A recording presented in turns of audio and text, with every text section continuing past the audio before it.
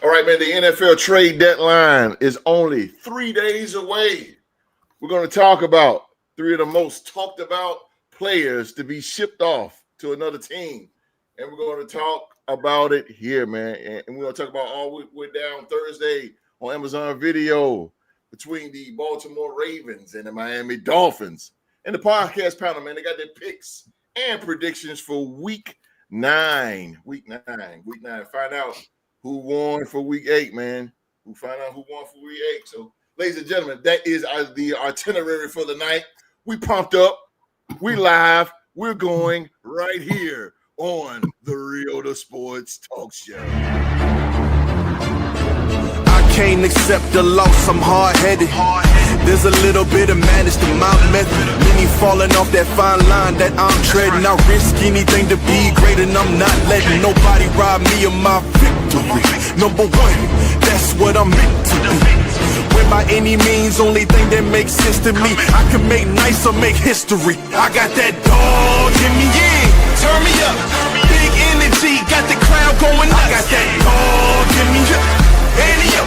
I take on anyone. I don't need a one-on-one. I got that dog in me, yeah. I'm talking all bite, no bark. I could rip your squad apart. I got that dog in me.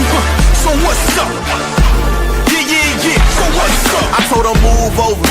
Enough of that mediocre. I've been the man since cruising around in the stroller. I got ice in my veins like a cut in Minnesota. Why not show you how I'm built? Come a little closer. Ayy, lot of heart, been smart, aura gotta glow. We can restart, give head start, still get the same result. I'm about mine. Don't you get it confused? I'ma win again. Yeah, that's all that I do. I got that dog in me, yeah. Turn me up. Big energy, got the crowd going nuts. I got that dog in me, yeah. Any up. I take on anyone. I don't need a one-on-one. Got that dog. Oh, man, I love that song. I take on anyone one-on-one. Love that song, man. That don't get me hype. Give me hype, baby. Thank you so much, very much for being here with us on this Saturday night, wherever in the world you are watching us right now, man. This is getting real. We are the Real Sports Talk Show. And right here, man, we got the best and unbiased roundtable discussions about the hottest news that's going on in the sports world. Let me give a shout out, ladies and gentlemen, to our sponsors over at Packdora.com. That's if you're starting a business, man. Packdora.com. They put your labels anywhere, on a can, on a t-shirt, on a hat, wherever you want it, man. If you entrepreneurs out there, check out Packdora.com, and you can use host 25 promo discount, man. Promo discount host 25. Sportsline.com and bonfire.com, who provides with the Real Sports Podcast merchandise, man. So grab your t-shirt or hoodie over at bonfire.com. Use promo code R2Gear and get 15% off any and everything in the store. And we have a new sponsor. Man. We got a new sponsor, and it's called Dubby. Dubby. If you need a kick in the butt, at work, or you need a kick in the butt sitting in the parking lot of the gym and you don't want to go in there and you're trying to debate, like, man, I'm just tired. Man, I'm trying to tell you, use Dubby. Dubby is zero sugar whatsoever. It's definitely a great taste into it. It's called Dubby. I'm telling you, man, we have them hard days. These hard workers like myself and these guys right here, man, you just need to pick me up. Dubby is the way to go. Dubby is the way to go. That is right there, ladies and gentlemen. Dubby right there, man. They have pre-workout. They have different packets that you can put in the water, man, give you energy. And again, it's zero sugar. And, the older we get, man, that sugar gets deadly to us. So use Dubby, man. And if you use promo code R2Energy, man, get you 10% off each order. R2 Energy.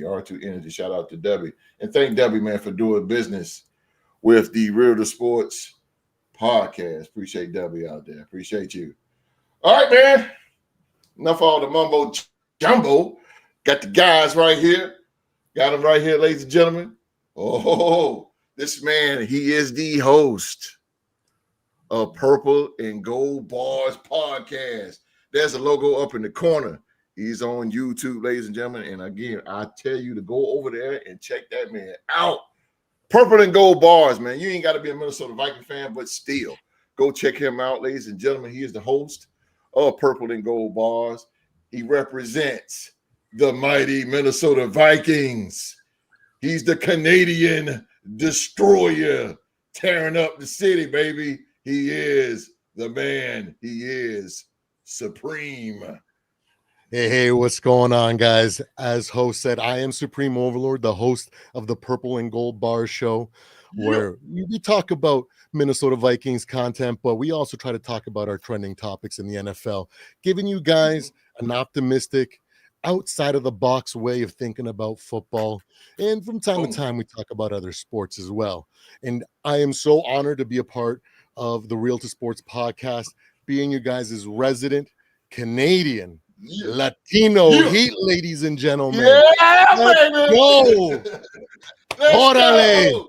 Don't forget to like and subscribe, because this is on the Real to Sports podcast, the best place to get yourself some quality football talk, roundtable discussions, as well as expert analysis, guys. You've made it to the right spot.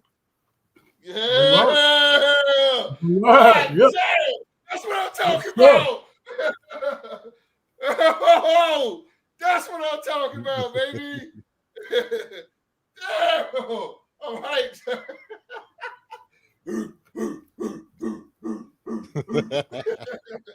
Love it. Love the reaction, boy. That's what I'm talking about, baby. Holy shit, that was one for you right there. Hey, man. Damn, I'm about to cry. That was hype. That was good, bro. That was good. Oh, you got me hype. Woo! Woo! All right, I got the OG. I got my main man right there, the OG, ladies and gentlemen, residing in Winston-Salem, North Carolina, ladies and gentlemen. He is a living legend, a true Hall of Famer himself, ladies and gentlemen. He is my guy, the legendary Q-Dog building. Yes, sir. Glad y'all tuned in today, this afternoon, this evening with us on this prestigious podcast as we give you the latest sport content and get prepared for predictions and discussions and ready for week 9. I'm still feeling kind of down from last week or last Thursday night game. My boys, Minnesota Vikings, one of the terriblest losses I ever known as being a Minnesota Viking fan. You know, it's going to take a win. I need a win.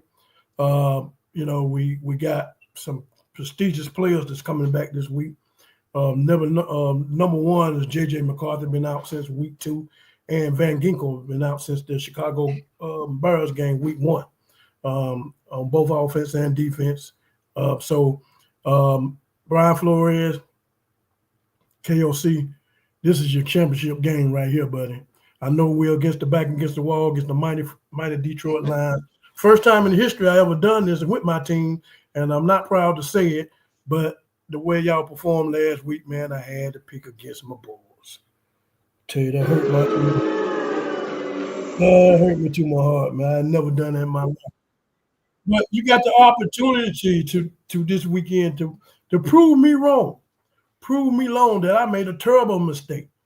But the way it's been going, I can't sound the horn, I can't do the skull clap, I can't do nothing because I'm exhausted from last week. That was a terrible out show. I can't do it. Until you show me something this week, then I'll start back. But I need you. Yeah. Somebody else got to do it. I can't do it. I'll do it. I'll do it, goddammit. I can't do it. I'm a Minnesota Viking fan through and through, but that showing last week was that was terrible. And that's not Go. I can't do it. Go, Q. I'll go ahead. Go. I ain't gonna do it. I got to show me something this week. I mean, you don't have to win, because I know we'll get some top dogs. Maybe a Super Bowl prospect team, one of the best teams in the NFC North. But you got to compete. Man, I got to see you compete. Man. That thing last Sunday, man. That's ridiculous, man. I can't stand behind that. I can't do it. All right. You got to show me better this week. Fair enough. Got to compete. Fair enough. God, I can't believe that, but that's the dog, ladies and gentlemen. Y'all gotta excuse the dog. Hey, guarantee you after this win here, he'll be feeling a lot much better next week. You gotta give me the W though. I gotta get the W. You gotta give it to me. Skull. Yeah, I'm with it. From one pirate to another. Skull. All right, baby. Oh, ho, ho, ho, ho. Ho, ho. There he go, ladies and gentlemen. Representing. He resides in the DMV, baby. In the DMV. And those of you who know what the DMV is, as DC and Maryland, Virginia, all in the same token, baby. He represents the Jacksonville Jaguars, baby. And if you don't like it, just deal with it. Ladies and gentlemen, he is the 2024 Real Sports Podcast MVP. He's my number one guy, ladies and gentlemen. He is Rockstar Rock in the building. Good evening, everybody. Welcome to the Real Sports Podcast. Supreme, he put it down for y'all, short and sweet, made everything nice. And I feel OG where he coming from. I've been there, had to pick against my squad the week before in week 7 in London.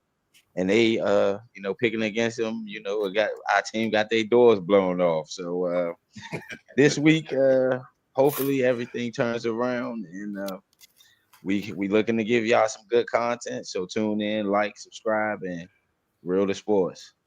There you go, baby. Oh, man, I tell you, bro, Supreme got me hyped, son. You gonna understand?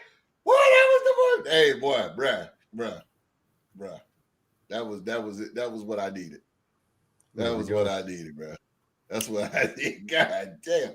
MJ Reigns is in the building. Skull. What's up, MJ? MGZ. MGZ. Holy shit. Órale! Arriba la raza! That's right. God damn, boy, I ain't heard that in so long. Jesus. Woo! That was one of the greatest. That's hype, bro. What you talking about? He lied, cheat, and he steal. Oh, boy. Gotta love it. Oh, boy. Ladies and gentlemen, again, thank you guys for being here all over the world. Before I start the show, man, I really, really want to give thoughts and prayers out to the people of Jamaica. They was hit with a Category 5 Hurricane Melissa, and it really destroyed a good little bit of the country or island of Jamaica. I really didn't want to get into it or details, man, because it's just so sad and devastating. But thoughts and prayers out to the people of Jamaica, man. One thing I know about Jamaican people, they are very strong-minded, very will to go get it, and they will get through this. It's good that a lot of countries, as well as Cuba as well, got a little bit of it as well. But I see a lot of countries coming together and helping the Jamaica. But it's really just a sad thing, and I thought some prayers out to those people that's going through that major disaster hurricane. And the reason why I put that out there, because the first year we started the show, we had some fans down in Jamaica, and that was awesome right there, just to have people commenting on the show from Jamaica. So, and I hope I can't remember who it was, but I hope whoever it is, that everybody's safe and everybody will get through this. We'll get through this. Jamaican strong, man. So I thought some prayers out to the people of Jamaica. All right, man. All right. Football is in. It went down. My goodness, it went down. And I can't wait to hear you guys' remarks for Q. What's up, Miss Dupree? Miss Dupree is in the building. How you doing, madam? I've heard great things about you. I heard great things about you, Mr. Dupree. I heard great things about you. And thank you for being in the live. You're going to hear the dog in a minute. You're going to hear the dog and hear what the dog has to say here tonight. But it all went down Thursday, ladies and gentlemen, here we go. It went down Thursday, man. The Baltimore Ravens.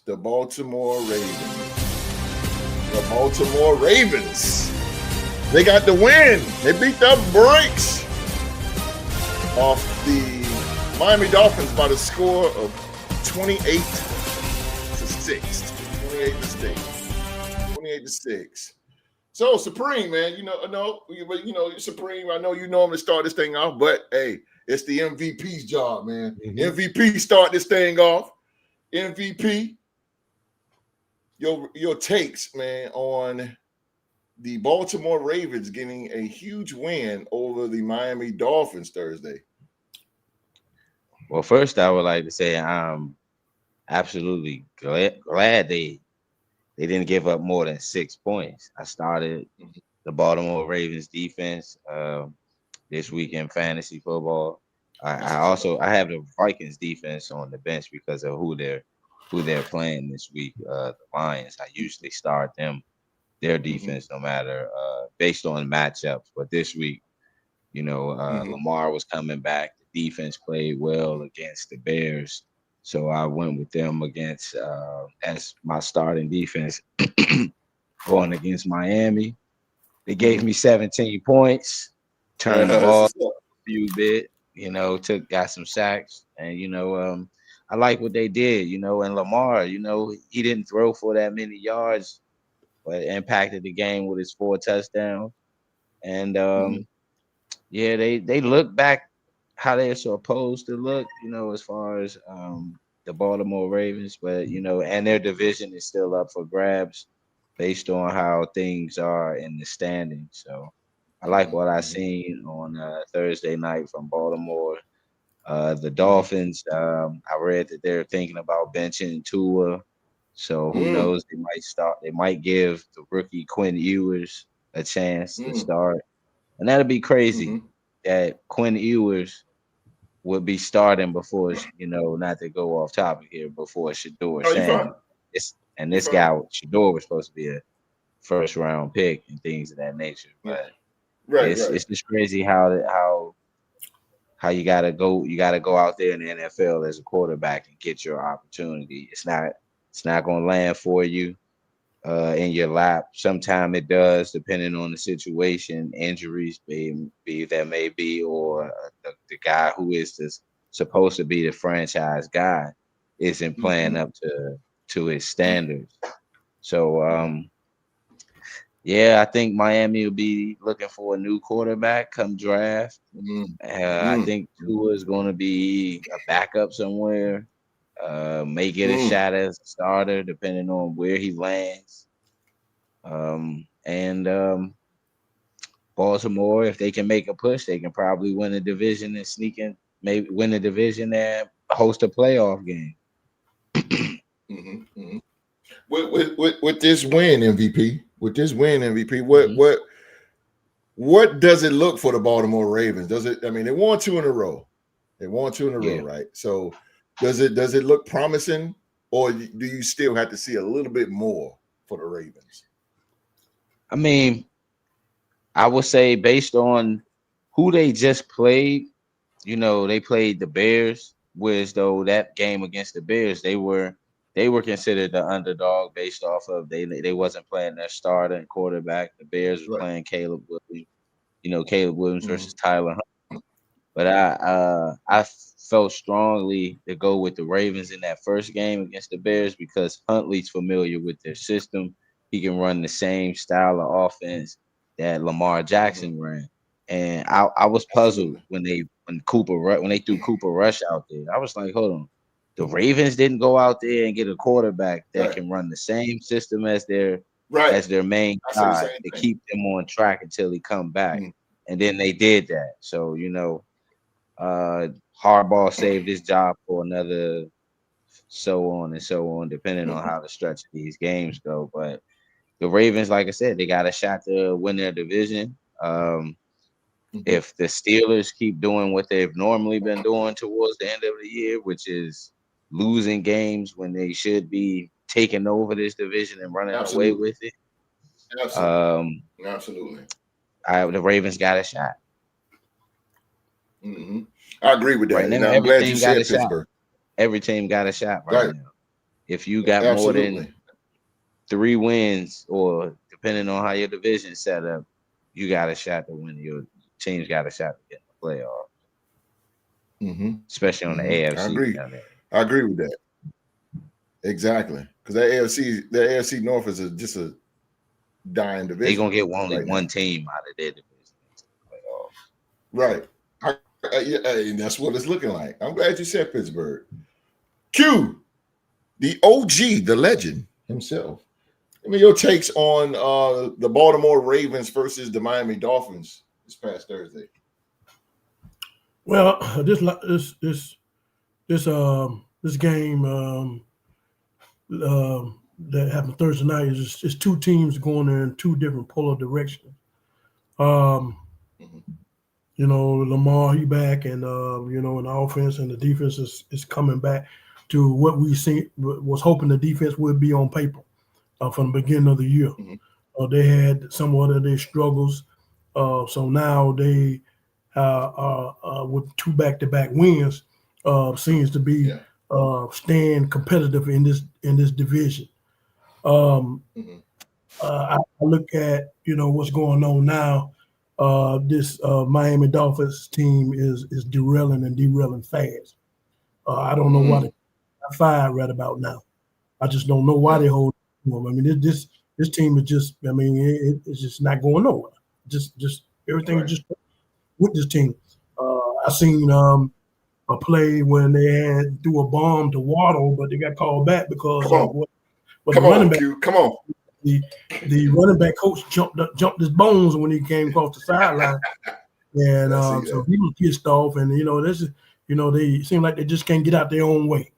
And so that being said, here's the trade deadline coming up Tuesday, and we'll get it more into later on in the show.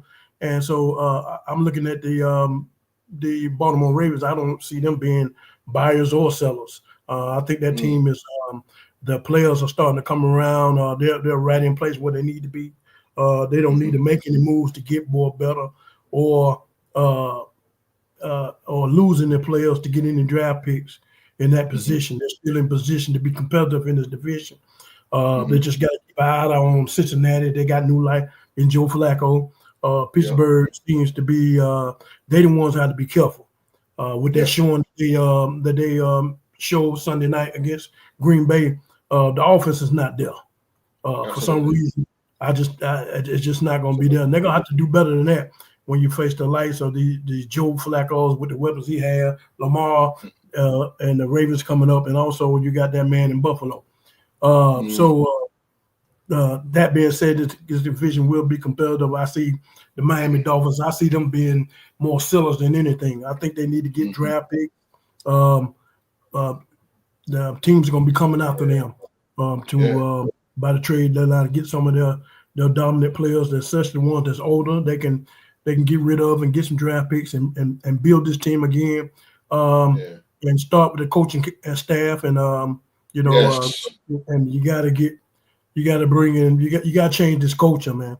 This culture is terrible. You got to bring in somebody that's going to do it. And so from what I got this game, I'm not really gonna give Baltimore Ravens gloat them because you played the Miami Dolphins. I mean, it's just something. This team is just it is what it is with them. It's still a win. I understand it still counts as a win, but and it keeps you competitive. That's the biggest thing. And while you're getting your main man, Lamar Jackson back around, and he comes up to the Metrodome next week. and we'll see how that continues to go for him. But otherwise than that, like I say in the beginning when I said these two teams are heading to two different polar directions, and so that's not too much to be said about this.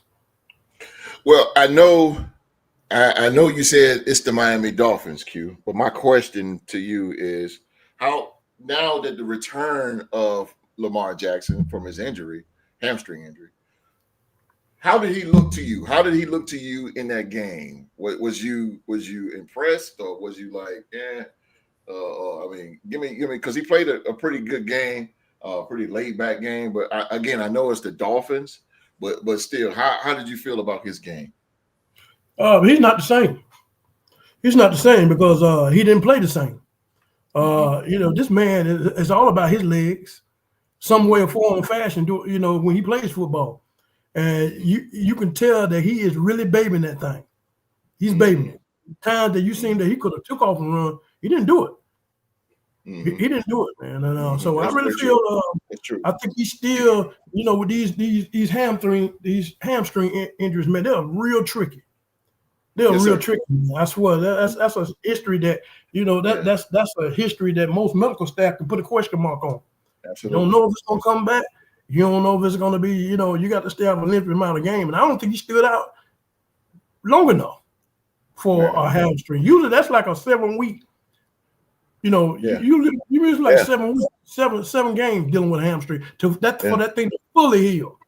Yeah, for that thing to fully heal. And so hopefully this won't come back to shoot him in the foot. I think as long as he just still play the game and don't run. I think maybe sometime after the Thanksgiving game, maybe when teams start in a run in December, teams start to go on their playoff push, maybe he'll start come back around then. But I don't think he needs to do any type of running. You won't see Lamar Jackson that we truly love and truly know him to be until around December. I can tell that. I can tell that he's not pushing it. He's not pushing. He's gonna let his arm do it, let the defense do it. With someone down the line, then when his legs catch up with his arm, and then we'll see the Lamar Jackson. But I clearly didn't see that Thursday, and he really held back. He really didn't push himself in that category as far as moving his legs. He really didn't, which he didn't really have to. So that's a good thing. Right. Well, Supreme, what you got out of the Thursday night game between the Ravens and the Miami Dolphins? Yeah, a lot of what you guys said. I had a few unique ones. Let's start with the Dolphins. Like, it seems to me like we'll start with the good. Hamilton, the guy, I think it's Hamilton, his last name. They move him everywhere, safety, linebacker, outside linebacker, corner. Yeah. He's looking something real good. So I guess if he's still young enough and they can keep him, that might be something to look. I'm talking about that's the Ravens, actually. My mistake. But maybe there isn't a lot of good stuff about the Dolphins now that I'm thinking about it. Nah, I'm joking. No, the Dolphins, the main thing that I see, well, Jalen Waddle still doing his thing, you know what I mean? They got a couple pieces that could, once something's kind of going right for them, they might work together. But to me, it just looks like they're all on a different page. It's ridiculous. The O-line's doing something completely different. A chain is looking like he's trying to find a hole in the off. They're opening it somewhere else when he expects it to be somewhere. It's just very like disjointed. You know what I mean? So Tua looked not that great. That one pass that he threw overthrew on fourth down, I was just kind of like, whoa, like this isn't even like rookie mistakes or backup quarterback mistakes. This is like practice squad mistake sort of thing here. So it's kind of weird, because a couple years ago we seen them, all be on the same page and can do a lot of good things, right? But it's just kind of one of those things that it looks like they're going to be sellers, and they're going to have to restart something or find a way to kind of put everybody back on the same page and right the ship, because it doesn't look good right now. It doesn't. When it comes to the Baltimore Ravens, man, they definitely have a shot. And the first thing that I thought was, man, these Cleveland Browns, that like, I don't know, it could be a petty move by moving on from Joe Flacco and giving him to the Bengals. Because, I was like, I could think about it two different reasons, right? Like if we're trying to be strategic, one, you're just being petty, right? The other one is maybe we can give someone in our division a chance to kind of chip away at the Steelers, and then maybe the overall wins that they're going to need to make the playoffs isn't going to be as high, and then maybe the Browns will have a chance. After this week, I thought, man, the chance that they may have given it to may have been the Ravens. Yeah, Lamar was a little bit not the superstar that we're seeing, but he was poised. He showed maturity. Yeah, he looks like he doesn't want to aggravate that hamstring again. Yeah. But one thing over the last few weeks, I really came to the realization that Derrick Henry is nothing like Adrian Peterson. And it's not that it's a shot at him at all. It's just that you're absolutely right. Adrian Peterson could put up massive numbers with 10 in the box. I saw him face 8 in the box, 9 in the box, even 7 in the box, and he just disappears, and once the offense started going and they started getting a lead, that's when he started getting his yards, which it's no shot to Derrick Henry. Derrick Henry is one of my favorite running backs, but where I had him in my mind as like modern day Adrian Peterson, it kind of these last few weeks totally shattered that for me. So how much is left in the tank is a question that I'm thinking to myself, but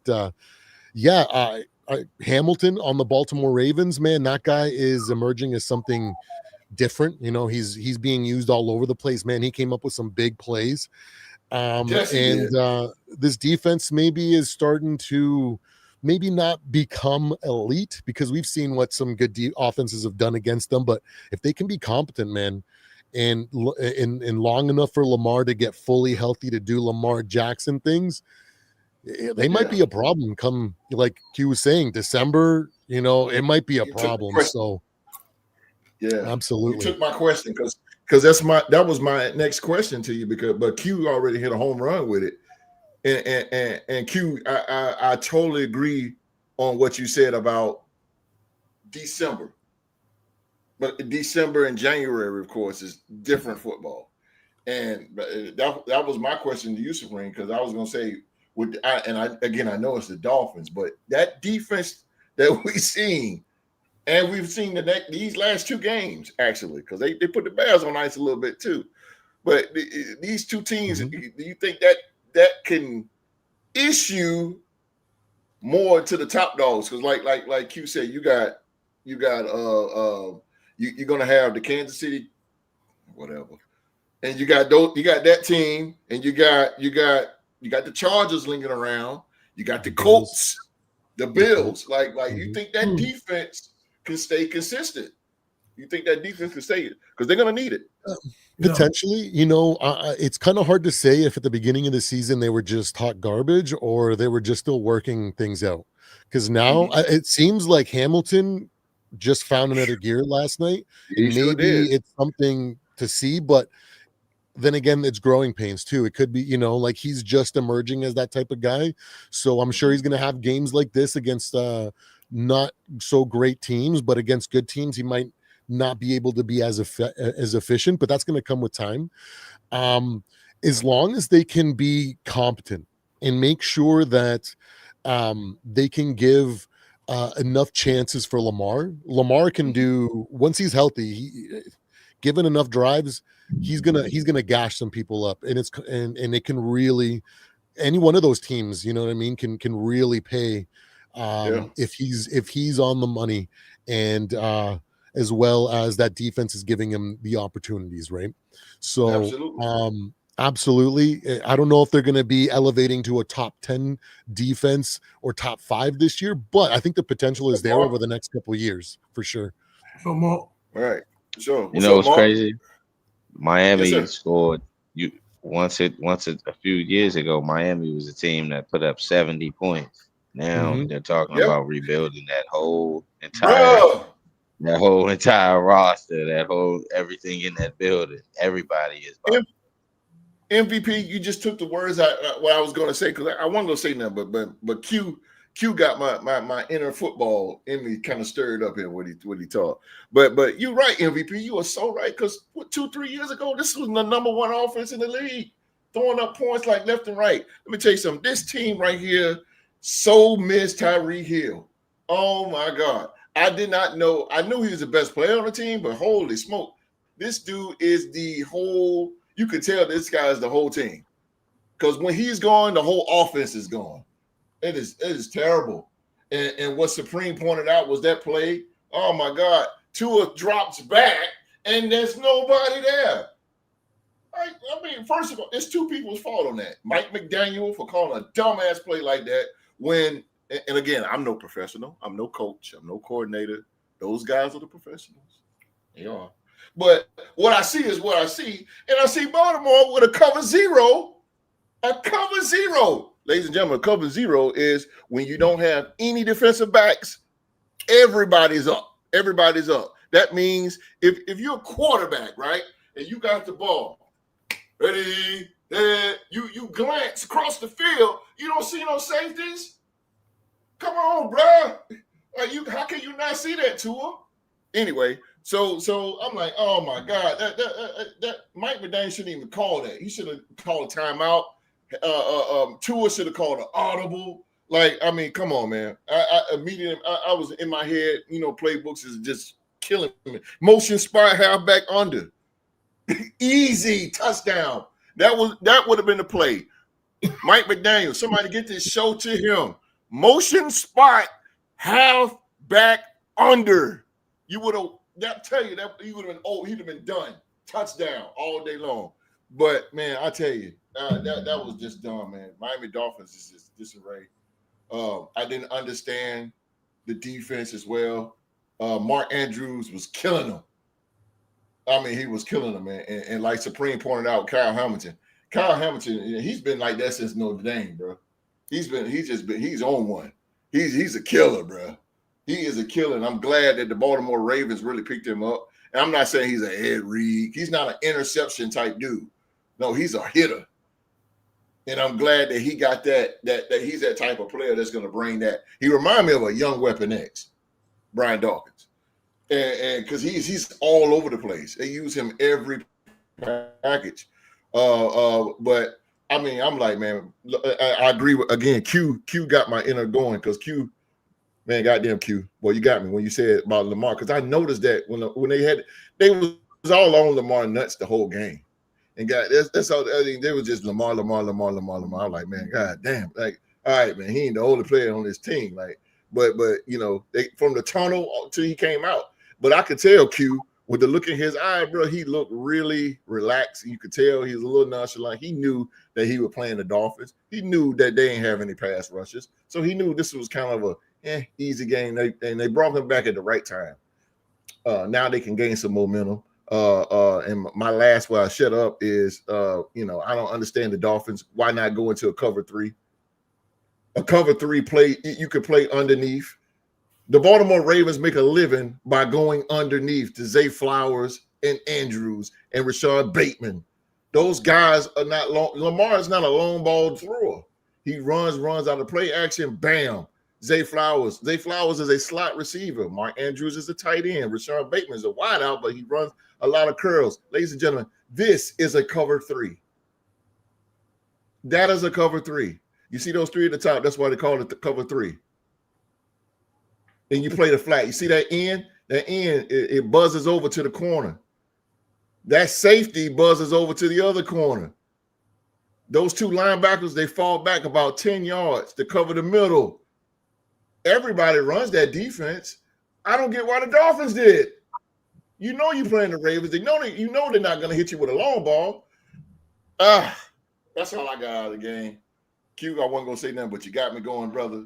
That was good, man. You guys have hit a nail on the head. Yeah, hit a nail on the head, man. Y'all hit it. The Miami Dolphins and I hate to see them that way because I was so entertained with them 2 years ago, man. They was number one, like Rock said, man. They was like number one offense, putting up 70 and shit. Like, they garbage.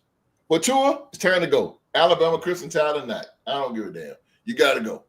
You're terrible. You suck, bro. You suck.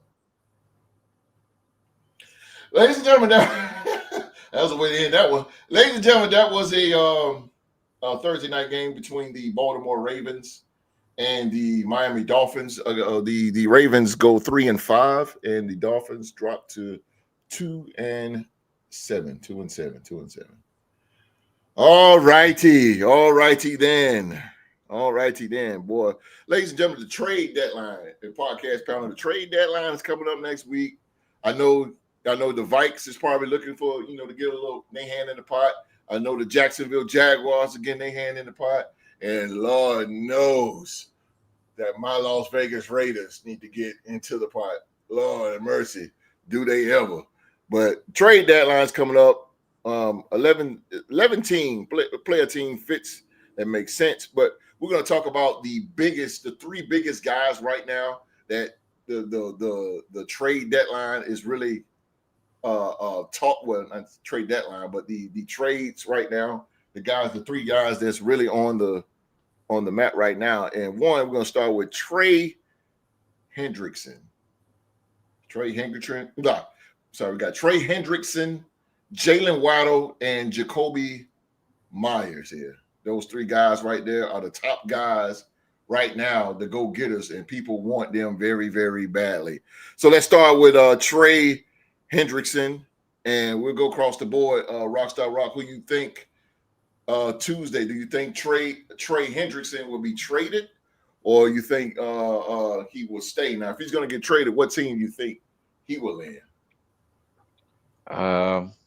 I think if he gets traded, I see him going to I can either see him going to the NFC. To that conference. I don't know which team from the NFC, because anybody from that conference could use his talents. But if I had to choose a team from the NFC, I'd like to see Hendrickson with the Commanders. I think he'd get him a good, good anchor on that defensive end. With already some of the pieces that they got there. Or I can see him going to play somewhere in the NFC North or the NFC West if he would get traded. And it's going to take a team that's going to be willing to give up some of their draft capital and also take on his contract as well. So a lot of that is going to take on some of these teams that may be picking high in the draft. Are they going to be willing to give up a first round or a second round pick in next year's draft to acquire Hendrickson? Or maybe they may trade somebody within it to cover it. So, but that's just my take on Hendrickson. Okay. What about Jalen Waddle?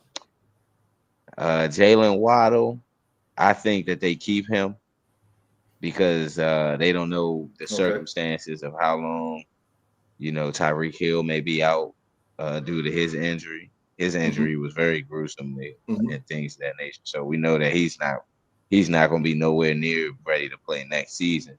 So they're going to need a number one guy, and he's shown that he can be that number one guy. So I don't think he's getting traded. And especially if he was to get traded, we would have heard about that last night after that game. Usually teams, when they looking to get a guy, you would have heard that news of him being shipped right after they lost or something like that. The fact that he hasn't been shipped yet and they lost and they haven't even fired Mike McDaniel. They GM just parted ways for the Miami. So I think they view him as a cornerstone piece. They don't know if Tyreek Hill may come back and have that same, that same explosive speed, and may not even want to be a Miami Dolphin when he come back. So I see Jalen Waddle staying put and being that number one guy down there. Jacoby Myers, now he's expendable. You should know. I mean, as well, host being a fan of the Raiders. He's not a true. He's not a true leader in that room. Y'all leader is pretty much y'all tight end as far as the leader of y'all wide receiver room. So he's expendable. I think y'all may move from him to see if you guys can get some draft capital or get some type of aspect back as far as a guy that can be able to make plays within Pete Carroll's system for Geno Yes. Smith instead of Geno's just hunkering down on Brock Bowers, because eventually Bowers is going to need some much needed rest. The brother is what I think he's second year in the league, if I'm correct, and Yes, he's sir. on pace before to break some of y'all reception records for the Ravens. Already. And it's already in the second year, so I think y'all will get rid of Jacoby Myers, and but Jalen Waddle, I believe he's going to stay in Miami. And Hendrickson, if he gets traded, it'll probably be for NFC squad trying to knock off. Trying to be a make good a home deep for run Jacoby? to knock off the Eagles. Jacoby Myers. What would be a good home? Yeah, what would be a good home for him? I can probably see him going to like maybe somewhere. He'll probably stay within the AFC, within the conference. I would like to see him. He'll probably be a good key guy for like maybe for Josh Allen in Buffalo, or maybe somewhere in the AFC South. I can see him playing for either Houston or maybe riding upon. I mean, maybe being that guy in Tennessee. Tennessee need a number one guy. Who knows? But I see him going somewhere where he's going to be able to just fit the void, fill right in, and not have to have too much pressure of being the number one guy on the team. Because that's the pressure that he had to live up to right now, being that number one guy for the Las Vegas Raiders. I agree. It is. After Devontae, too. I agree. OG, Trey Henderson. Trade deadline, Henderson. These three guys are top three on the map. I quickly, OG, let me go through the names real quick. Trey Hendrickson, Jalen Phillips for the Dolphins, linebacker, I'm sorry. Breece Hall, Alante Taylor, tripping. Logan Wilson, Cam Taylor-Britt, Kevin Zettler, Jacoby Myers, Calais Campbell, Draymond Jones, and Kirk Cousins. But these are the three guys right here, Q. Right here, that are top right now and most talked about. So we'll start with Trey Hendrickson. Do you think he'll stay? Cincinnati will sign him, or he should walk? Well, he will get traded, and if he do, what team? I'm kind of like with Trey Henderson. I'm kind of like a buyers beware type of deal with him, because I think if he was any type of a superstar defensive end, Cincinnati would have paid him. They only gave him a 1 year contract, and so there's something going on. We can look from the outside. A lot of times, these coaches, they deal with these players every day, so they know something more than we know. So I'm looking at it as a buyer beware situation. I can see him going somewhere like Dallas Cowboys. They need some pass rush. Good point. Maybe 49ers, especially Cowboys. I can see them shooting for them. They need to get some kind of pressure up front. The way their defense is, they're damn near last in every category. So I can't see him going nowhere. He's going to get paid, because these teams that I just mentioned, they're going to need him. I think they're going to overpay for him. But it's going to be something that's going to show up in him that we're going to see the reason why Cincinnati didn't pay him. And so I don't know about Trey Henderson, man. I mean, like I say, I think it's a buy type situation. But I think teams will overpay him. Those teams are desperate for needing defensive pass rusher help, like the Cowboys. They definitely fucking perfect. What about Jalen Waddle? No, I think he stays home. I'm like T-Rock.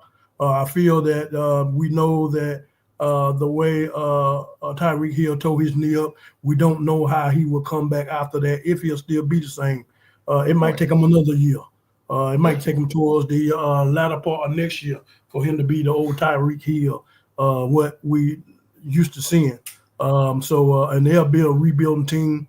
And so, and that, I don't know if they can wait on him far as getting players and building that roster the way they want to be, because we know this team will be a different team next year. We know that. from the top to the bottom.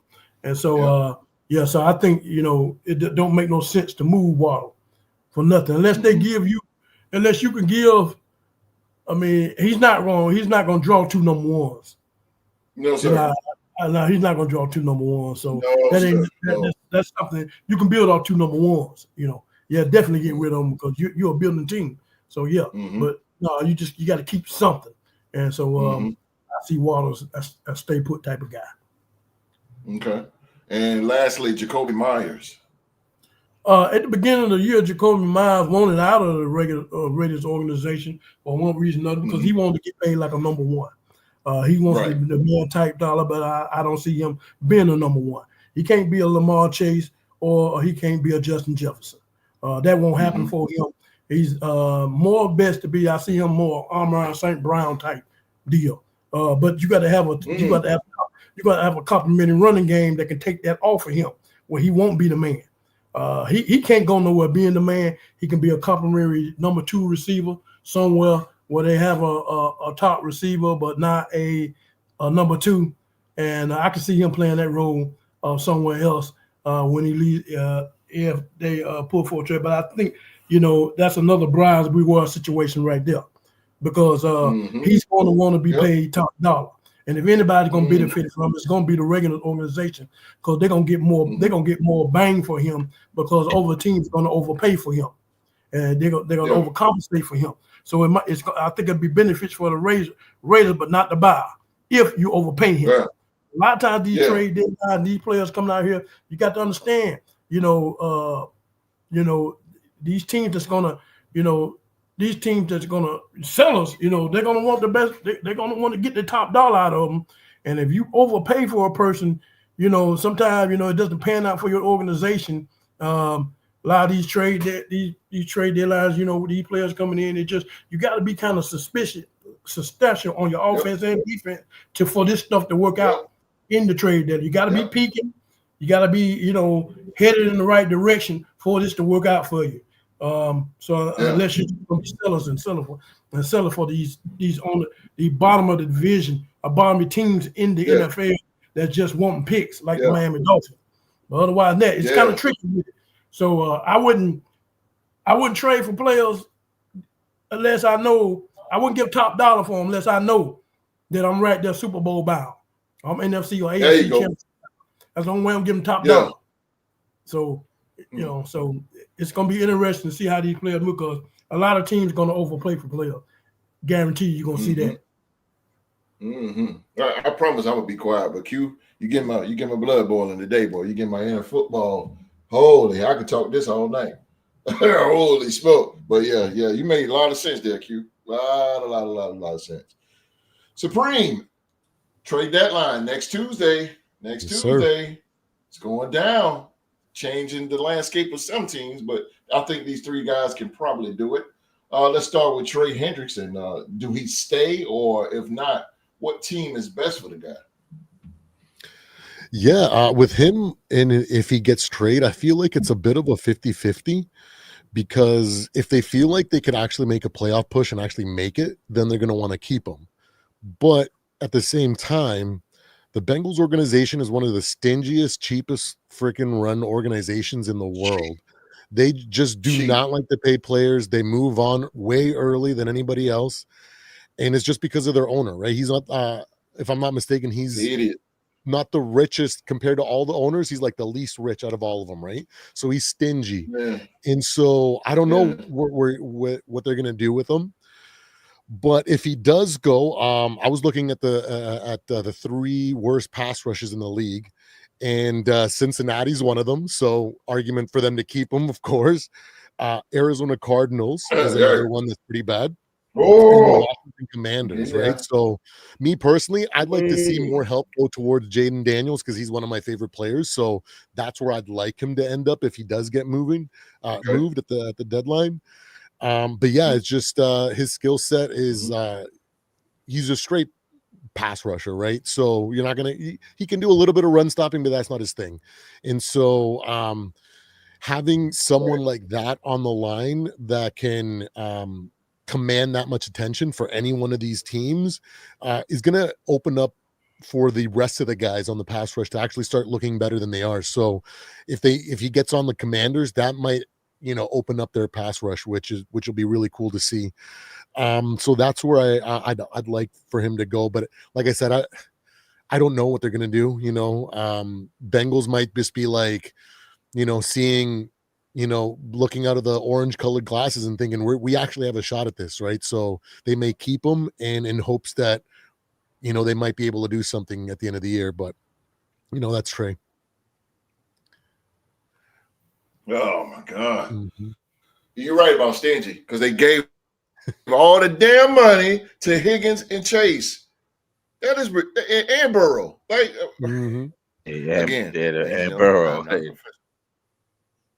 Yeah, I'm not a professional, but what the have you? It is 11 men on the field. You got to. I mean, what? But anyway, I'm shut up. What about Jalen Waddle, Supreme? Jalen Waddle is an interesting guy to me because he's got, I don't know if he's just a 1A or 1B, I mean, or a solid, really, really good number 2.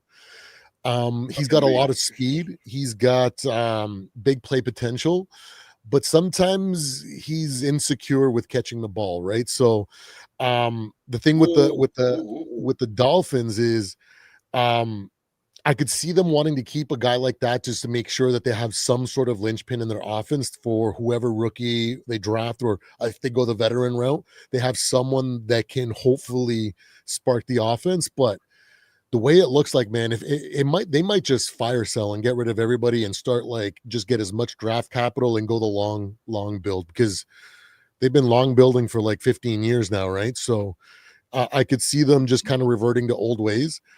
So if they do move on for him, I pulled up some teams, right, that are definitely in need of a guy like that could be the 1B when necessary, but a solid number 2, right? Couple teams, the Tennessee Titans, they got Calvin Ridley over there. And when the load is all on him, man, it's really hard. And they're going to be going through a rebuild. They're going to bring in another coach and another system. And so having a guy like Waddle in there with Ridley will hopefully open up what I hope to see from Cam Ward, because I really want him to succeed. Another team, the Green Bay Packers. I hate to say it, but they really don't have a clear number 1. They have a whole bunch of number 2s and 2Bs, to be honest, right? Some guys just step up sometimes and they drop balls. There's just no clear number 1. And I know they're thinking Matthew Golden might be that guy, but you can't wait 2 or 3 years for a young guy to develop to be a number 1. Sometimes you got to do something, especially where they potentially could be, a contender, right? So I could see him landing there. Another team that that is in desperate need of a number 1, the Las Vegas Raiders, ladies and gentlemen. They have themselves a unique situation, right? They might be on the trading block with Jacoby Myers there, but if you give him a good number 1 and have him there, that might open up a different defense that might give Geno some time, right? Because sometimes they don't care. They just don't care about their passing game. And so they sell out on the run stop and getting the Geno. And if you got a guy like Waddle out there and Jacoby Myers, which is, he's not a leader. He's got the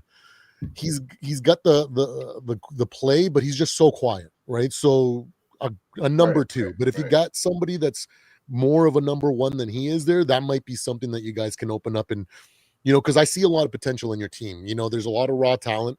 And so if they're thinking that they've made some right decisions, it's just the pieces aren't falling into place fast enough, they might be looking to buy instead of sell, right? So that's a team that I have, the third team that I think might be good use for him.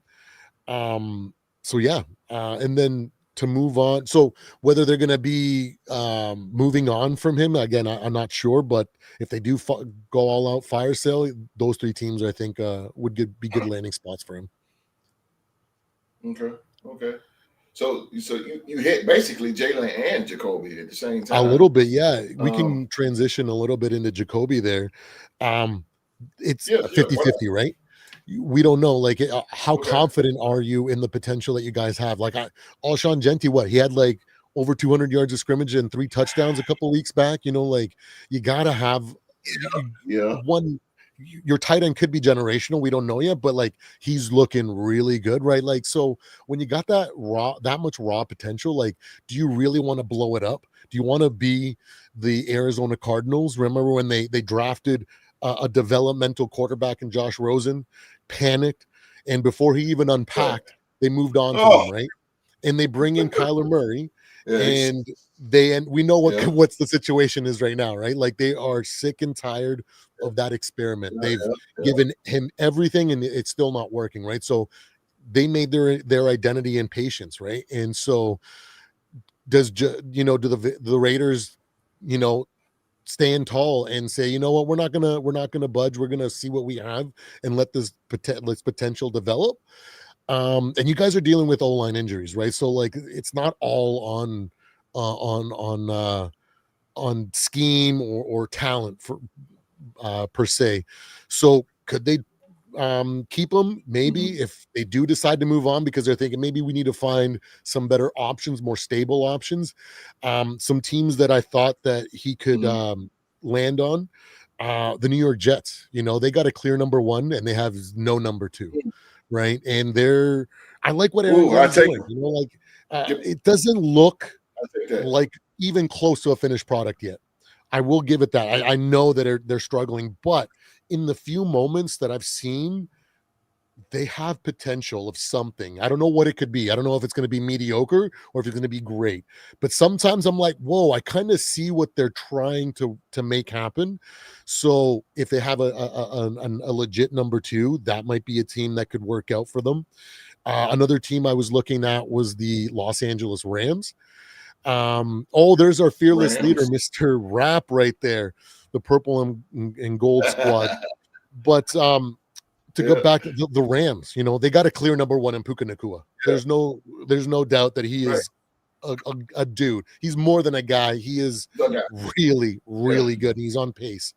And to give him a solid wide receiver too, somebody that can just be quiet and do the job and be sure-handed.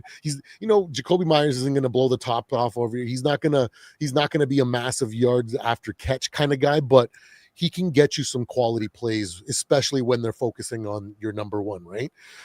So the Rams could use that. And then again, the third team is the Las Vegas Raiders, because I see that they might be in that position of moving out and grabbing a number 1 receiver. And if that happens in combination, he buys into that might be something going forward, right? Because I see a lot of potential there.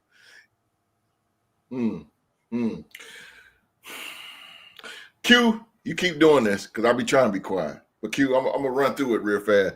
Q, when you said the Cowboys with Trey Hendrickson, I so agree with you. That is to me, that is the perfect team. The Dallas Cowboys, Trey Hendrickson. The Dallas Cowboys need that guy. They need that guy if they want to contest with the Philadelphia Eagles in that division. The Dallas Cowboys would be perfect. Jalen Waddle, I say he stay. You guys agree too, but if not, the best thing he could probably do is go to Seattle. The Seahawks can definitely need his services. They need his speed. They're not as fast team like that, and it would do Sam Darnold, who can still throw the deep ball pretty damn good. That would be definitely a deep threat for them. And Jacoby, I want him to stay. I think he should stay. But if not, ladies and gentlemen, it's the team I thought about. Tampa Bay Buccaneers. Perfect. Tampa Bay Buccaneers. You go down there with Baker Mayfield. Right now, Mike Evans, he's going to be out for a long time. Godwin, he just slipped on a banana peel and he injured.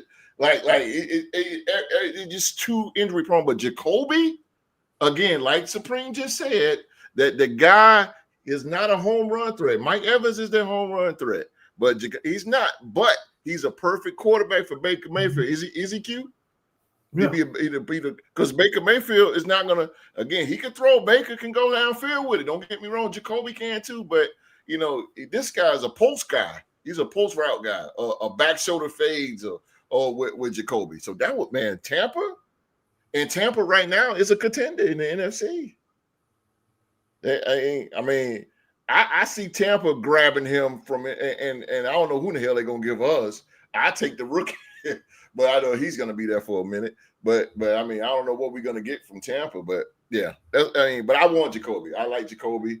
He's built a pretty good aura around us, and it was tough for him anyway for being in the shadows of Devontae Adams at the time. So we'll see, man. I love the trade deadline.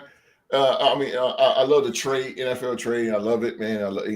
It's always good to see who's gonna get who.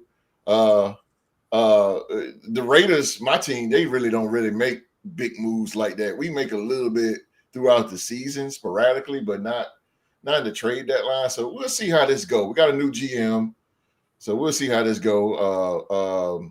I don't know what's the Vikings and the Jaguars.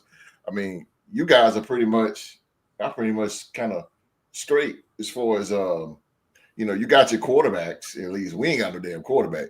Geno Smith is not a quarterback. Geno Smith is not a guy that's going to lead you to the promised land. But yeah, can't wait to see it, man. I can't wait to see it. I'm going to be glued to NFL.com come Tuesday. No, goddamn, come Monday. Because that's when, Monday is the sweet spot, y'all. Monday is the sweet spot. Because not Sunday, Monday. Because Monday is a business day. So that's when all the phones are going to be ringing, all the contracts, the banks, everybody going to be wheeling and dealing, agents on the phone, blah, blah, blah, blah, blah. And I'm going to tell you three things to pay attention to in the trade deadline. Stay hooked to Adam Schefter. That's where you're going to get the 100% truth. Adam Schefter, NFL.com, and listen to Q. Hey,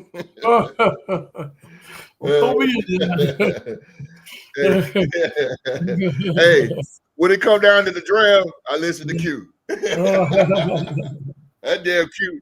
Boy, I'm telling you, boy, that damn Q, when it come down to the draft, boy, that damn Q, boy, he be on it.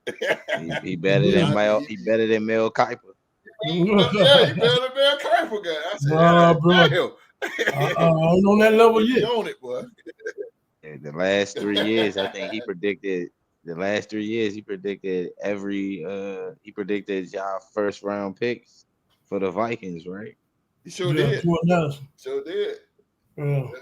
Yep. He got Jordan Addison. Then he wanted Brian Flores. He knew y'all was gonna get Dallas Turner. I think you said the same thing about Dallas Turner, didn't you? I ain't said nothing about Dallas Turner. I wanted your boy Brian Murphy Jr. But that's what it was. Seattle got one pick ahead of us.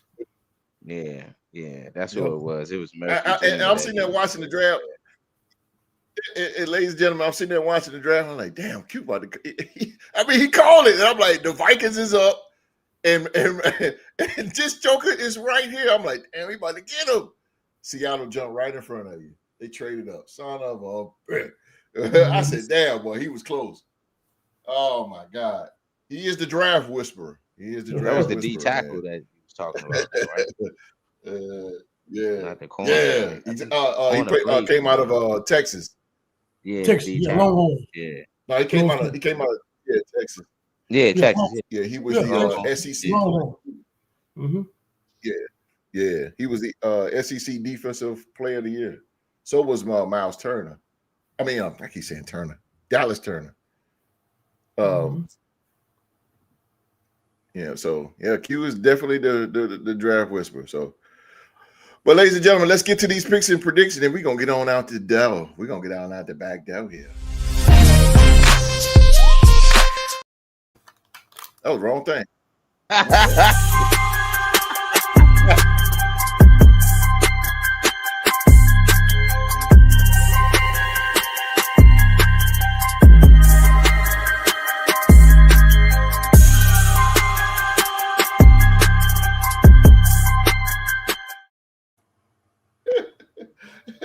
That was crazy.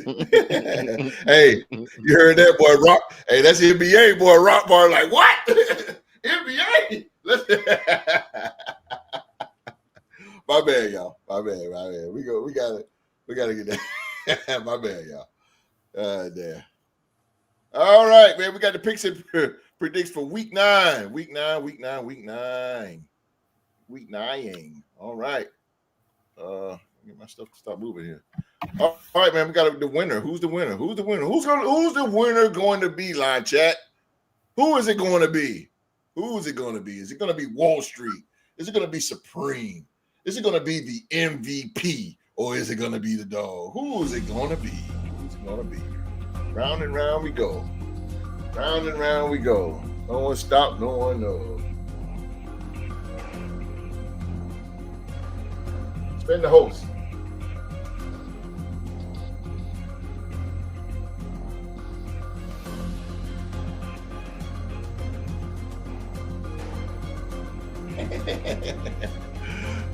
All righty. Enough with all the shenanigans here. Ladies and gentlemen, the winner of week 8.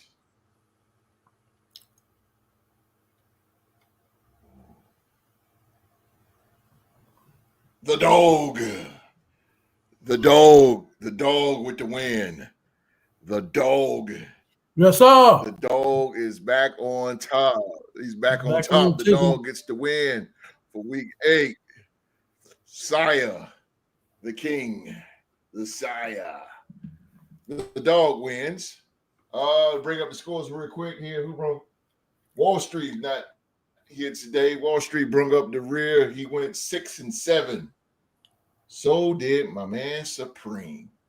Come on, Latino Heat, man. 6-7. The MVP, he went 7-6. 7-6. And the dog, he cleared it out with the win. The dog went 8-5.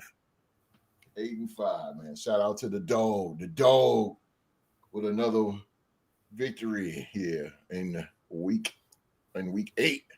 So let's go to week 9. Let's get these picks going here. I'm gonna waste some more of your time. I know everybody's out Saturday night, probably. Well, you get to be our age, boy. You get to chill a little bit. Yeah, that party stuff is over with. But let's start off with the champ here. Get my stuff together. Let's start off with the champ, the new champ, the dog. Here's the dog's pick, y'all. All right. He went with the Ravens. He got the win with the Ravens here. He is going with the Bears over the Bengals. Everybody picks is a little similar. What?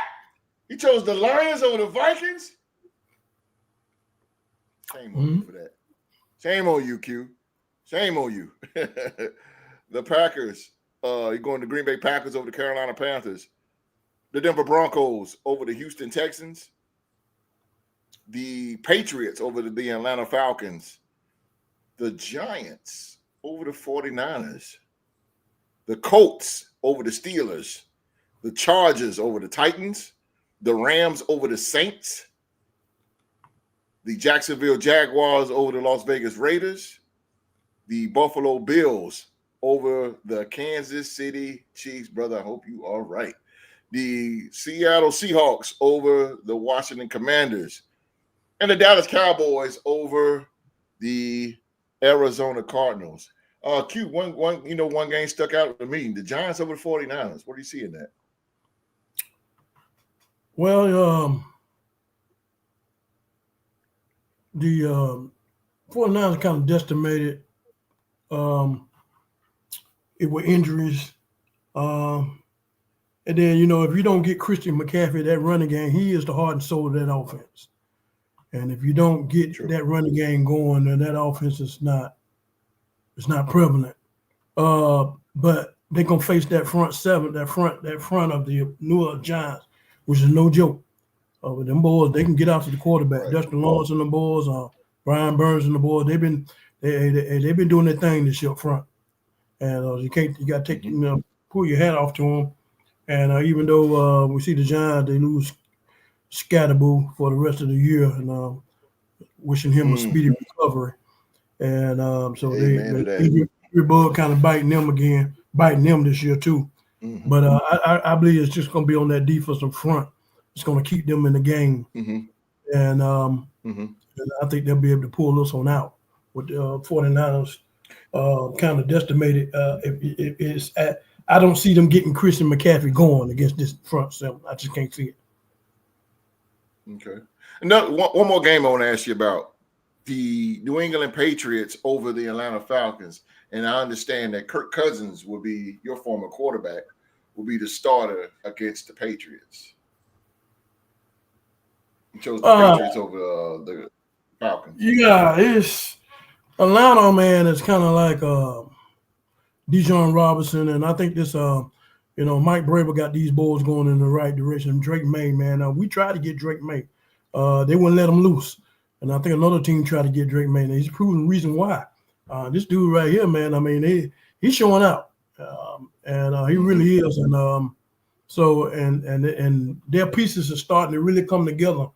And the talent that we seen on the paper, it didn't show up at the beginning as much. But with a coach like Mike Vrabel got these boys going in the right direction towards the middle of the year, and looking forward for other good things from them. I just can't see Atlanta with Kirk Cousins the way he performed, and I think they'll shut Deshaun Robinson. I don't think he'll get off, and the defense is not as good. So I think they're just a better offensive team than Atlanta is right about now. And best to believe Mike Vrabel is definitely scouting out Bijan because they know Bijan is their home run hitter. Yeah, so I can see that. I can see that's a wise pick. Mm-hmm. All right, man. We got the MVP. The MVP is next. The MVP. He went with the Ravens, got to win. He chose the Bears over the Bengals, Lions over the Vikings, Panthers over the Packers, Broncos over the Texans, Patriots over the Falcons, 49ers over the Giants, Colts over the Steelers, the Chargers over the Titans, the Rams over the Saints, his Jacksonville Jaguars over the Las Vegas Raiders, the Buffalo Bills over the Chiefs. Hope you're right. The Seattle Seahawks over the Commanders, and the Cardinals. The Arizona Cardinals. Going back to Josh Dobbs days here. Arizona Cardinals over the Cowboys. Let's talk about that game. What do you see in that one? Cowboys are historically bad. I mean, Cowboys are bad on defense. So Jacoby Brissett has actually had, he's had some solid play the last two games as starting quarterback. He will be starting on Monday as well. Okay. I just look at it like if your offense is putting up 30 plus points and your defense is giving up 30 plus points, that's not a recipe for winning. And the way that the Cardinals have played everybody this season, the Cardinals haven't gotten blown out at all this season, and they've had subpar quarterback play. Their quarterback's injured. They've been in every game I believe that they've played in this year so far. So that goes to show that they are being well coached. Their defense is well disciplined as well, because if they're only losing in these one-score games, that means certain places it came down to where their defense may have gave up a field goal and then their offense had to go out there and score in the 2 minute and they couldn't get it done. Or their offense gave up a lead. I mean, their offense was winning and their defense gave up a lead. So it's a lot of variables that could have been, that could change the way that Arizona's record is right now. Their record could be reversed if some of those one-score situations went their way. But and I look at it that they also got a true number one receiver in Marvin Harrison Jr. And I believe he's going to give the Cowboys secondary a little fits on Monday night. And but I believe it's going to be a close one. It is going to be a close one. And I went with the Cardinals for that reason. I believe that their coach is going to have them much more prepared than Marty Schottenheimer. Well, it's not Marty Schottenheimer Jr. But Schottenheimer. Yeah, I got you. You said Carolina. Can I cut it? I was kind of like that game right there was iffy for me, and I knew that both of them there was going to be a shootout. I'm kind of like with Rock, because the Cowboys bad defense, and I knew that Murray, he's a gunslinger. So that's really going to be a shootout. It's just which team I figure like was going to, win the shootout. Yeah. So I I got you. was kind of iffy. Yeah, I got you. Yeah. I got you. What about Carolina and Green Bay, Rob? I like that game because I would have went Green Bay had this game would have been in Green Bay, but it's in Carolina, correct? This game's in Carolina. It's in Green Bay. It's in Green Bay. It's in Lambeau. Okay. Lambeau. Well, It's in yeah, Lambeau. I'm going Carolina for the fact of an upset here. I think Green Bay has kind of like they've played their kind of like their hardest portion of their schedule, and they got out. They've got away with some wins over some of the top teams in the league.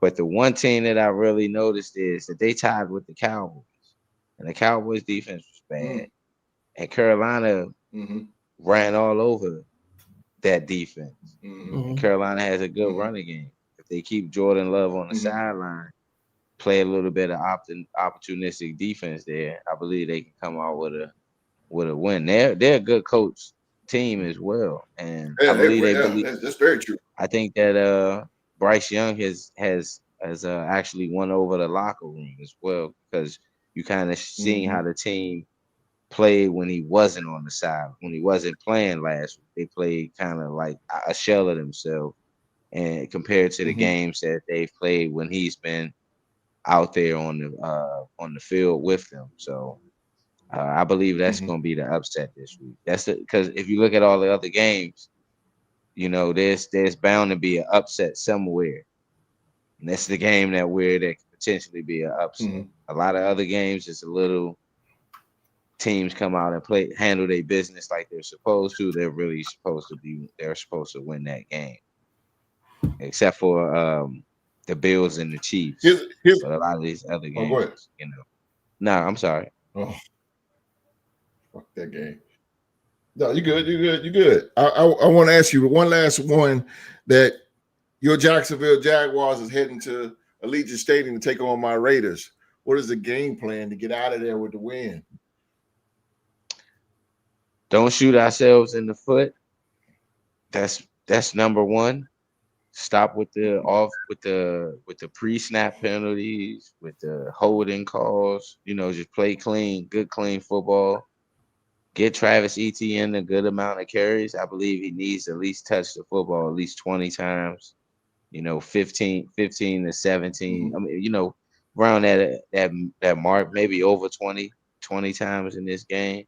But I do believe that we need to run the ball a little bit more, take some of that pressure off of Trevor Lawrence, because in our 2 losses, he threw the ball over 50 times, and that's not going to be the recipe for us to win the games.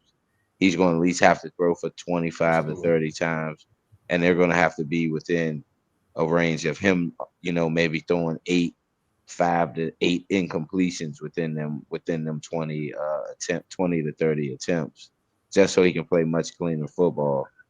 And we just got to play defense.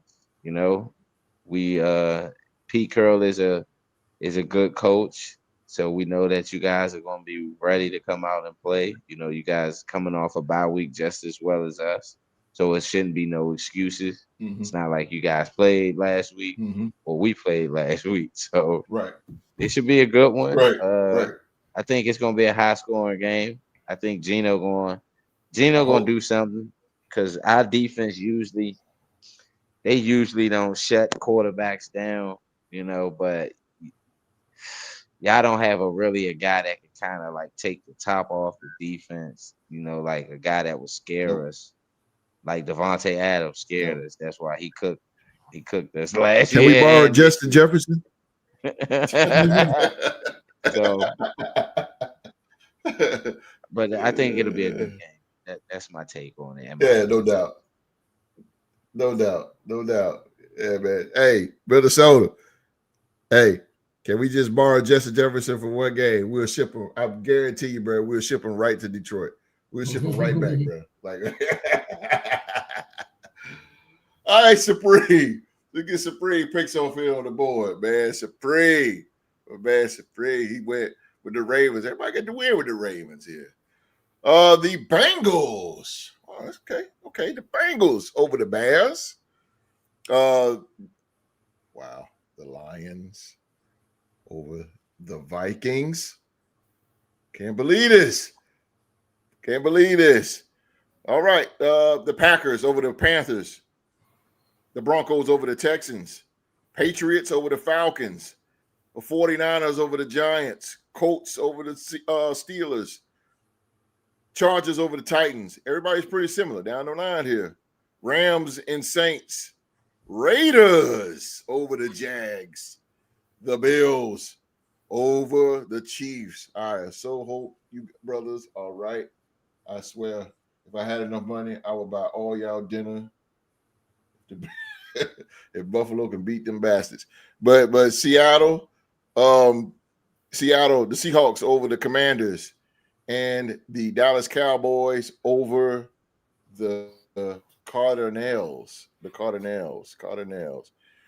I say, man, everybody's pretty much down the middle here. Like, I mean, as far as the picks, but you see the Raiders defeating the Jags there, Supreme.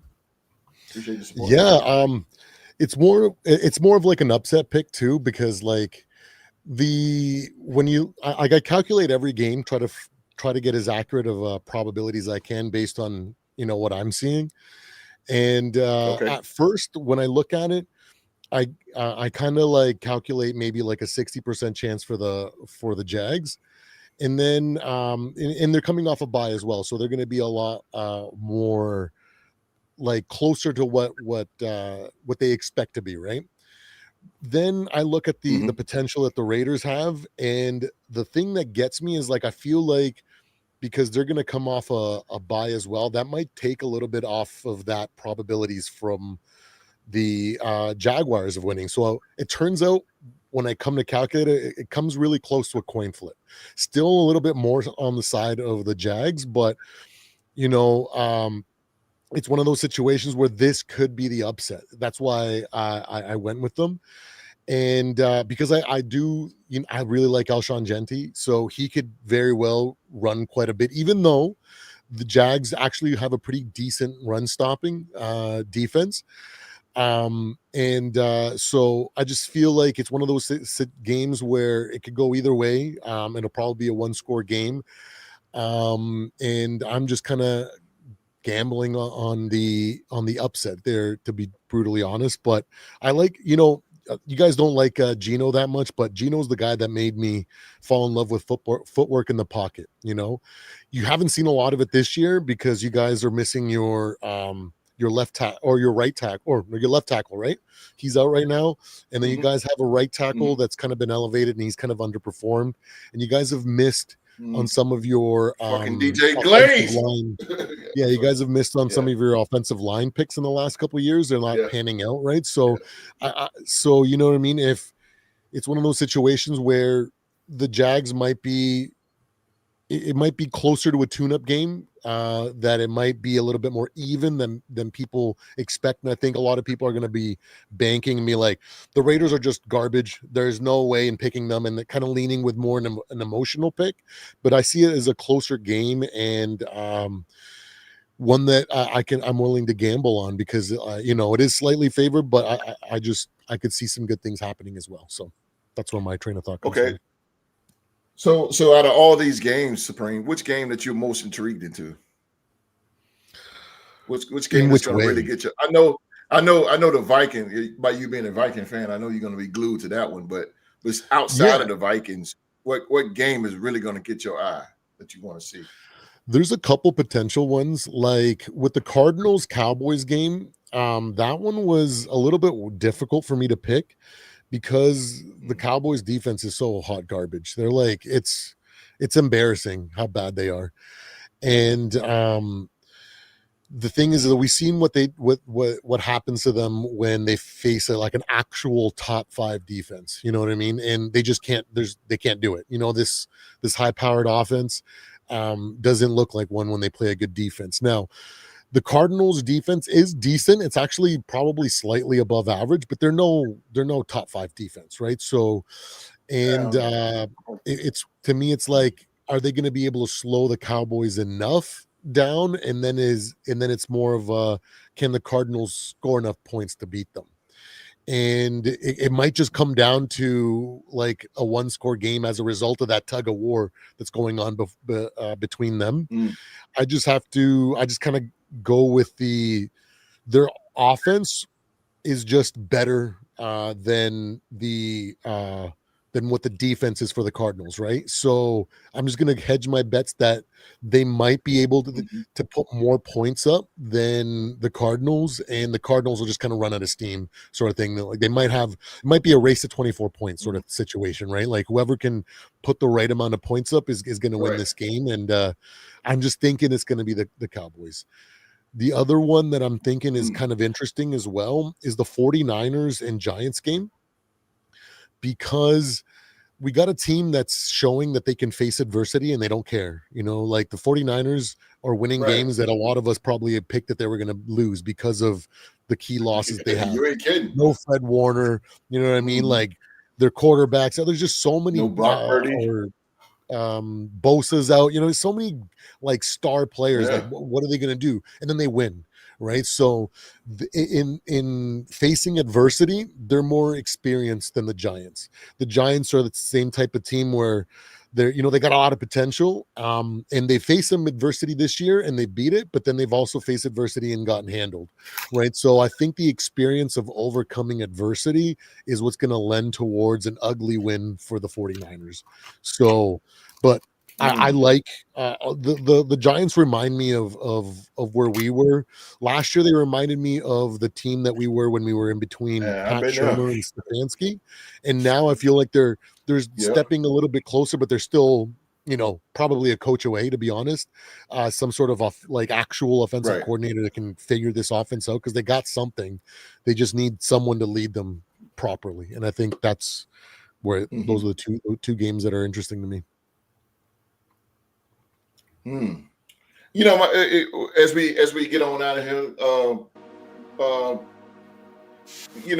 what game I want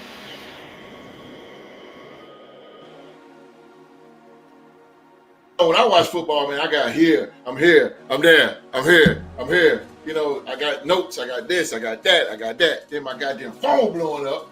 But anyway, I'm gonna be on the Colts, man. I want to see the Colts and the Steelers. I haven't seen the Colts yet this year, and I want to see what the hype is about. I really want to see what the hype is about, and I want to see. I think that's going to be a good game to me. The Colts and the Steelers. I want to see what that's about. I can't wait. I can't wait to see what it's about. Anybody else got anything? Anybody else got anything before we get out of here? No. What a dog at, Spring? Not cute dog, but where's your dog? Where's your dog at? Supreme? Pardon? I don't know where. We talking me or Q Dog? Yeah. Where's your dog? Your dog, your puppy, your husky. Oh yeah, my little husky. Yeah, she my girl's here, so whenever she's here, they kind of go wild because they love her. So it is what it is. You know what I mean? I think they love the podcast. You know what I'm telling me? They probably listen to the podcast. Arr, arr, arr, arr. All right, man, we're going to get the hell out of here. Ladies and gentlemen, we talked about the trade deadline that's coming up next Tuesday, 4 p.m. is the deadline. Next Tuesday, the trade deadline. We talked about the Baltimore Ravens versus the Miami Dolphins on Thursday that went down. And, I mean, we had the picks for week 9. Shout out to the dog. Shout out to Q Dog for being the king of predictions for week 8. To the dog. And we're going to get out of here, ladies and gentlemen, on this Saturday night, man. Please, man, thank you so very much. Thank you so very much. And again, I thank these 3 gentlemen right here for doing what they do, bringing us what they got in football, man. So, ladies and gentlemen, that is our show for today. As always, we want to thank you for watching another episode of the Real Sports Talk Show, man. Do us a solid and click on that thumbs up and that like button. And don't forget about that subscribe button as well, man. And turn on that bell for all notifications. All notifications. Let's get out of here, man. Let's get out of here, man. Got to get out of here with the legend himself, the dog. All right, people, we want to thank y'all again for tuning in to evening show. We was glad to have you.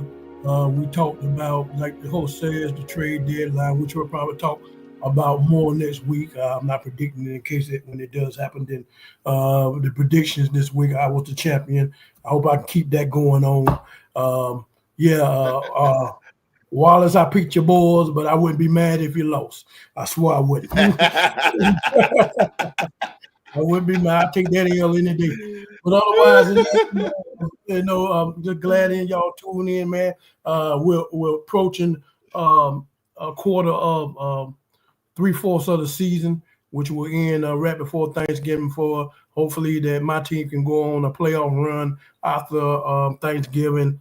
And like I say, man, we're into the half of the season, man, and we got a good little bit amount of football left, and I'm glad y'all was able to tune in today, man.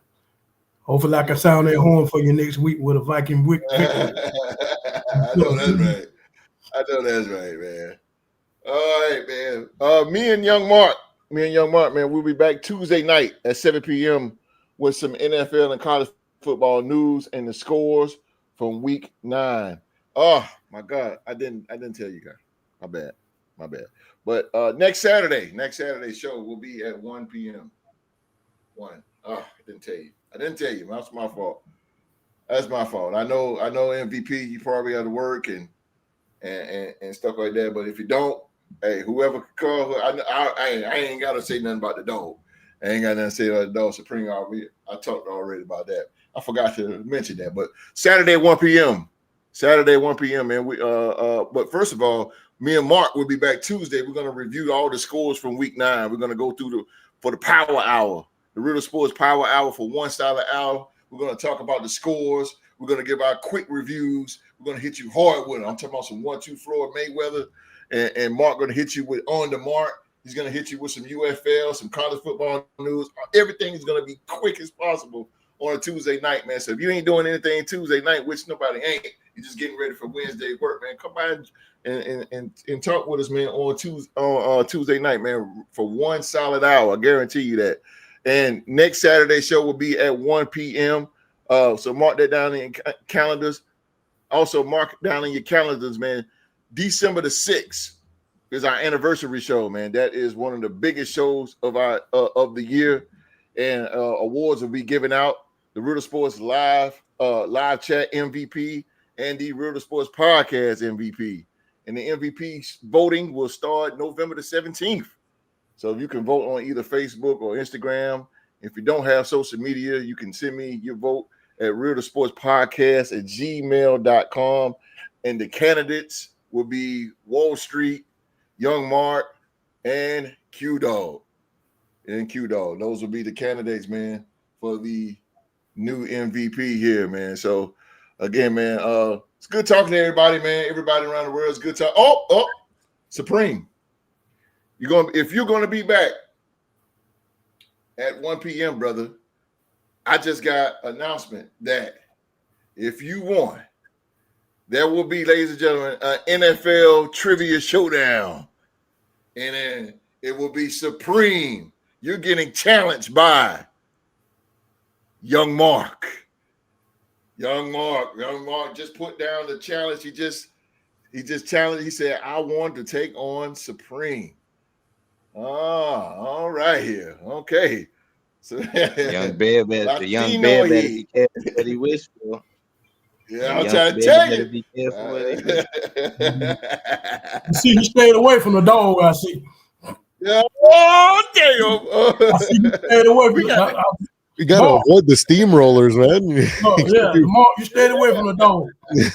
Tell you what, though. You better believe you get that Viking, you got one behind you, baby. Just believe that, Mark. Let's go. I'm excited. I can't wait, man. Can't wait. Yeah. Go next Saturday at 1 p.m., man.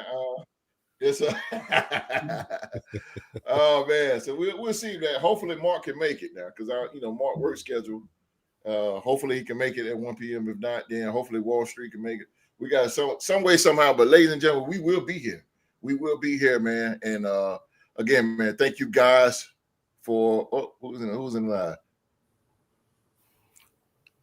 Oh, say never staying away from you, OG. We'll dance again soon. Ooh, Let's go, Mark. Woo. Hey, the winner between Supreme and Mark will go on to face the OG for that NFL Trivia Championship belt. That NFL Trivia Championship belt, man. You know, Supreme, this is what you'll be playing for right here, man. You'll be playing for that right there. Oh, that NFL Trivia Championship belt right there. Let's go. Yeah, put it on your shoulder. Put that on you. That is owned by the dog right now. The dog, man. Rightfully But enough so. of my mumbo jumbo again.